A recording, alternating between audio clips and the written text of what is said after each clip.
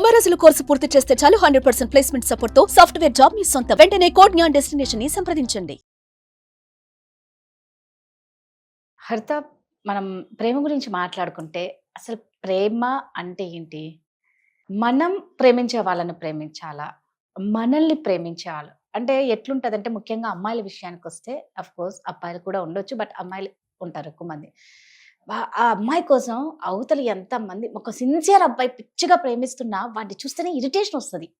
వీడు ఎంత పెద్ద అంటే వాడు ఒక ముగ్గురు నలుగురు అమ్మాయిలతో పోయినా ఇది మాత్రం వాడి చుట్టే తిరుగుతూ ఉంటది. అదే అందుకే అంటారు, మనం ప్రేమించాలి కాదు మనల్ని ప్రేమించాలని పెద్దవాళ్ళు చెప్తే మనకి ఎక్కదనమాట. అలాంటి వాళ్ళు చాలా మంది లైఫ్ స్పాయిల్ చేసుకున్న వాళ్ళు ఉన్నారు. సెకండ్ థింగ్ ఏంటంటే, ఎంతసేపు అవతల పర్సన్ అర్థం చేసుకోవా నన్ను అంటే అర్థం చేసుకోవడమేనా, అర్థం చేసుకోబడడం. మనల్ని మనం ఎంతసేపు నన్ను అర్థం చేసుకోనే అవతలోడు అన్నప్పుడు నిన్ను వాడు ఎప్పుడు అర్థం చేసుకోబడతాడు. ఎట్లా ఈ రెండు కరెక్ట్గా ఉన్నప్పుడే ఆ లవ్ సక్సెస్ ఉంటది కదా. అబ్బాయిలు ఫస్ట్ ఒక ఫ్రేజ్ యూస్ చేస్తారు అమ్మాయిల గురించి. ఏంటో చెప్పనా రాదా? ఈ అమ్మాయిలు నాకు అర్థం కారా బాబు. Yes or no? Not just one. లేదు, ప్రతి అబ్బాయి అంటాడు, ప్రతి భర్త అంటాడు, ప్రతి బాయ్ ఫ్రెండ్ అంటాడు, ఈ అమ్మాయిలు నాకు అర్థం కారా బాబు అని. ఇంకేంటో అర్థం కాకపోవడం. ఇంకొకటి చెప్పనా రాదా?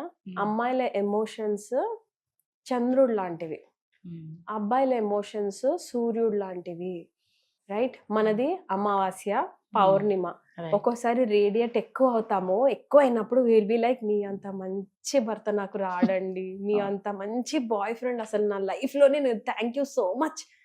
పౌర్ణమి నుంచి అమావాస్య దిగే టైం కల్లా, నీ ఎంకమ్మ నీ లాంటోడు నేను అసలు లైఫ్ లోనే చూడలేదు, పో నువ్వు ముందు నా లైఫ్ లో నుంచి. Yes or no? ఈ లోపల పాపం వీళ్ళకి ఏంటంటే, they follow 24 hour clock cycle, we follow 30 day clock cycle. మన ఎమోషన్స్ 30 days లో తిరుగుతుంటాయి మూన్ లాగా, వీళ్ళకి మాత్రం సన్ లాగా ఉంటుంది. పొద్దున్న రేడియేట్ అవుతారు, యాక్టివ్గా ఉంటారు, ఎనర్జెటిక్గా ఉంటారు, రెడీ అవుతారు, బయటకు వెళ్ళిపోతారు.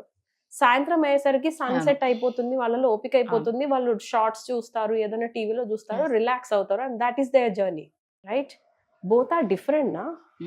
అందుకే మనం వాళ్ళకి అర్థం కాము, వాళ్ళు మనకి అర్థం కారు. ఎవరికి అర్థం కాదు. దేర్ ఇస్ అ బుక్ రాదా, men are from Mars and women are from Venus అని. మధ్యలో మనందరం ఇటువైపు వాళ్ళు, ఇటువైపు ప్లానెట్ నుంచి అమ్మాయిలు, ఇటు ప్లానెట్ నుంచి అబ్బాయిలు వచ్చి ఎర్త్ లో ఉంటే ఎలా ఉంటుంది అని రైటర్ రాయడం మొదలు పెడతాడు book. It is so beautiful.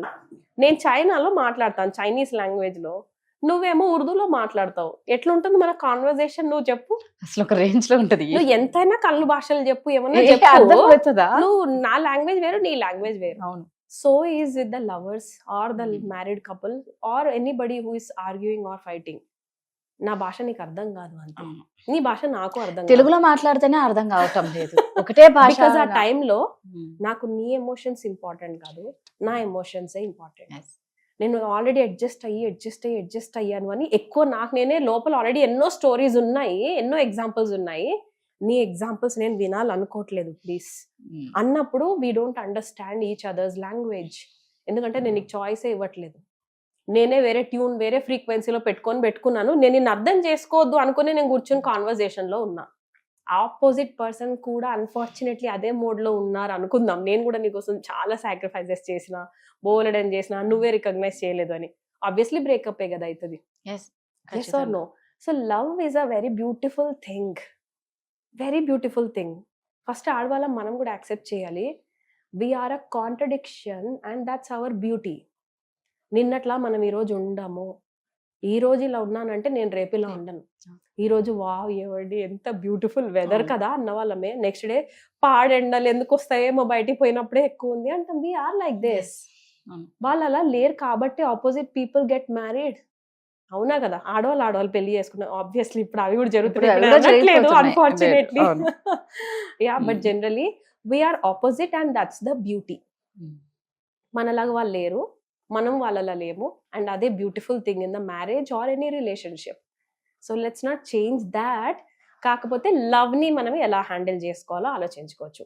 Giving more time, ఎక్కువ టైం. ఎవరైనా సరే ఏమడుగుతారు, కంప్లైంట్ ఎక్కడిస్తారు? నా మాటలు విననీకి నువ్వు లేవు, నా బాధ నేను చెప్పుకునేటప్పుడు నువ్వు లేవు, నువ్వు ఏడికిపోయినావు ఆ టైంలో.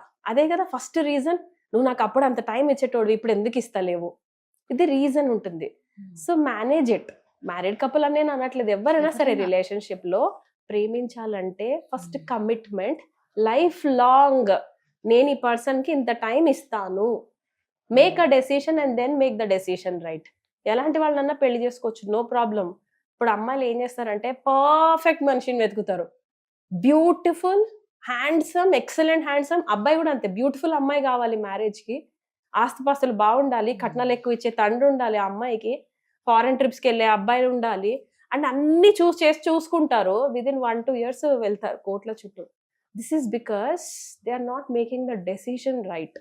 నేను పెళ్లి చేసుకునేటప్పుడే ఈ మనిషి నా లైఫ్ లోకి వస్తున్నారంటే లైఫ్ లాంగ్ నేను కమిట్మెంట్, లైఫ్ లాంగ్ కమిట్మెంట్. అది అవతల వాళ్ళు ఎంతవరకు ఇస్తారు అన్నది నాకు అనవసరం. నేనేమి ఇస్తాను, రోజు మొత్తంలో కనీసం 10 నుంచి 15 నిమిషాలు మాట్లాడతాను, ఎలా ఉన్నా సరే వాళ్ళ కోసం నేను ఎంత ఉన్నా నేను వండి పెడతాను. సమ్ కమిట్మెంట్, ఇవి నా కమిట్మెంట్స్ చెప్తున్నా ఇక్కడ. I will not leave you. పెళ్లి టైంలో ఇవే కదా మంత్రాలు చెప్పేది, ఎందుకు పెడతారు రాధనా? పెళ్లి ఎందుకు అంత పెద్ద ప్రొసీజర్? మన ఇండియన్ దాంట్లో ఫారెన్ లో ఒక రింగ్ ఎక్స్చేంజ్ చేసుకుంటారు, కిస్ పెట్టుకుంటారు. మన దగ్గర ఎందుకు అంత పెద్దది పెడతారు? This is a big commitment. No, వస్తాయి ఒడిదుడుగులు, వస్తాయి కొట్లాట్లు, వస్తాయి, ఏడుస్తాము, అరుస్తాము, కొట్టుకుంటాము. ఎందుకంటే పిల్లలు వస్తారు, పిల్లలు వచ్చాడు ప్రెగ్నెన్సీ డిఫరెన్సెస్ వస్తాయి, ప్రెగ్నెన్సీ టైంలో నువ్వు బ్లేమింగ్ లోనే కనబడతారు అవతల వాళ్ళు. That will happen. A relationship లో అయినా ఉంటాయి అట్లాంటివి. మూడో వ్యక్తి వస్తూనే ఉంటారు, ఏదో కామెంట్ చేస్తూనే ఉంటారు. నువ్వు ఎలా డీల్ చేస్తున్నావు అన్నది కదా important. So it's on us Radha. నన్ను అడిగితే ఎప్పుడు కూడా ప్రేమని బాగా ఇద్దాం, ఇంకా వాళ్ళకి చాయిస్ ఏం ఉండొద్దు, ప్రేమించడం తప్ప ఇంకా తిరిగి ఇంకా అరే నేను కూడా ప్రేమించాలి అన్నంత చాయిస్ తప్ప ఇంకేం వదిలిపెట్టకండి రైట్. అమ్మాయిలకు కూడా ఒకటి చెప్తాను, don't choose the beauty right. అందం చూసి పెళ్లి చేసుకోవద్దు. అందం చూసుకొని పెళ్లి చేసుకున్న వాళ్ళు 2-3 రోజుల్లో నేను చూస్తున్నాను. ఎన్ని రోజులు అందం పోతుంది రాదా? మా అయితే గట్టిగా అయితే 4-5 ఏళ్ళు తర్వాత హస్బెండ్ కి హెయిర్ ఉండదా, వైఫ్ కి ముట్టు ఇవన్నీ రావా, రింకల్స్. బ్యూటీని బేస్ చేసుకొని పెళ్లి చేసుకున్నారంటే బ్యూటీ వెళ్ళిపోయిందంటే ఈ రిలేషన్షిప్ కూడా వెళ్ళిపోతుంది. So don't choose beauty, choose hearts. వాళ్ళ మనసును చూసే పెళ్లి చేసుకోండి, లేదా ఆ రిలేషన్షిప్ ని చూస్ చేసుకోండి. వన్స్ చేసుకున్నామంటే భూమి బద్దలనే ఇంకా అదే మనిషి, అంతే. చేతిలో అడ్జస్ట్ అవ్వండి. అడ్జస్ట్ అవ్వడం కూడా ఏదో పెద్ద కాంప్రమైజ్ అవుతున్నా అన్నట్టు చూపిస్తారు. You don't have to feel compromise. వాళ్ళు నాకు చాలా ఇంపార్టెంట్ కాబట్టి ఈ టైంలో కాంప్రమైజ్ అంటే ఏముంది, నాకు అనిపించిన చాయిస్ కంటే నీకు అనిపించిన చాయిస్ ని నేను చూస్ చేసుకున్నాను. దానికి కూడా పెయిన్ ఎందుకు అసోసియేట్ చేస్తాం రాదా? వాళ్ళు ఎంత లవ్ చేస్తే వాళ్ళకి ఇష్టమైంది మనకి ఇష్టం అవ్వదా?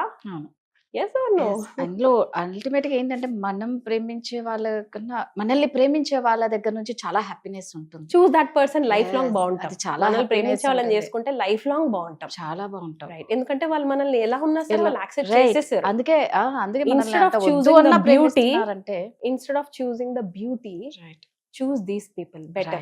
Once you got married or relationship, make a decision and make it right. అంతే, తీసుకున్నామంటే దాన్ని సరి చేసుకొని వెళ్ళిపోండి అంతే. Yeah, thank you.